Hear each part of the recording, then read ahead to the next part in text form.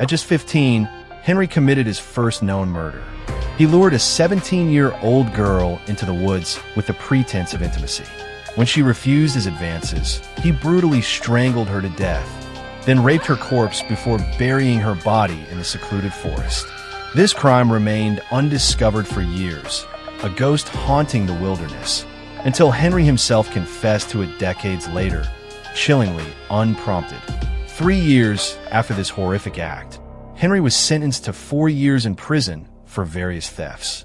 Yet his path was defined by chaos, marked by 2 prison escapes, though he was always recaptured. During one of his incarcerations, Henry began corresponding with a woman, a relationship serious enough to contemplate marriage. Upon his release, he moved in with his half-sister, Opal, eager to start a new life with his fiancée. But his mother, Viola, had other plans.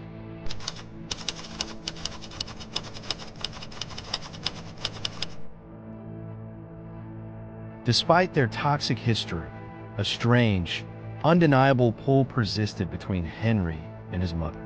They continued to meet intermittently.